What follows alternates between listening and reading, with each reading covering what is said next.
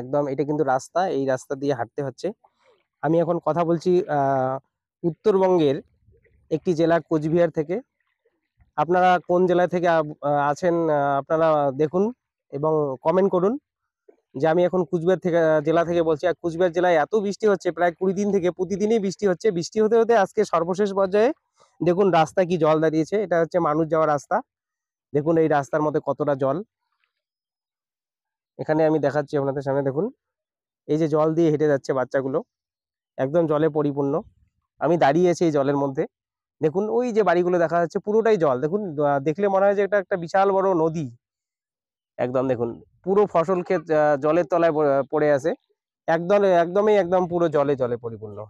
দেখুন কোচবিহার জেলায় আমি জেলা থেকে বলছি। আপনারা কোন জেলার থেকে অবশ্যই কমেন্ট করে জানাবেন। দেখুন বন্ধুরা, কোচবিহার জেলায় এত বৃষ্টি, প্রতিদিনই বৃষ্টি হচ্ছে। আর বৃষ্টিতে আজকে সর্বশেষ পর্যায়ে এত বৃষ্টি, বৃষ্টিতে জলে পরিপূর্ণ হয়েছে রাস্তাঘাট সব জলের তলায় কোচবিহারে।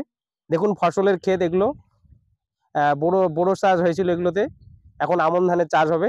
দেখুন এখন জলের তলায় সমস্ত জমি ডুবে আছে। এতটাই বৃষ্টি হয়েছে যে ধারণার উপরে। অর্থাৎ দক্ষিণবঙ্গের দিকে যেরকম খরা চলছে, প্রচন্ড গরম, কিন্তু উত্তরবঙ্গে কিন্তু বৃষ্টিতে পরিপূর্ণ। প্রত্যেকটা জেলায় বলা যায় যে কোচবিহার, জলপাইগুড়ি, আলিপুর, শিলিগুড়ি এগুলোতে কিন্তু প্রচন্ড বৃষ্টি চলছে। বিশেষ করে কোচবিহারে বৃষ্টির পরিমাণটা একদমই ব্যাপক। দেখুন আমি কোচবিহারের 1 নং ব্লক থেকে বলছি। দেখুন কোচবিহারের পরিস্থিতি, কতটা বৃষ্টি হয়েছে। দেখুন রাস্তা, এটা পাথরের রাস্তা। দেখুন কতটা জলের তলায়। আমি এখন এই রাস্তার সামনে দাঁড়িয়ে আছি। দেখুন এই মুহূর্তে দেখুন এই যে আমি যে দাঁড়িয়েছি এখানে, দেখুন এখানে কতগুলো বাচ্চা স্কুলে যাবে। দেখুন কি পরিস্থিতি, ওরা কতটুকু জল পেরিয়ে আসতেছে। দেখুন ওই যে পাড়াটা দেখা যাচ্ছে, ওই পাড়ার স্টুডেন্ট এগুলো স্কুলে যাবে।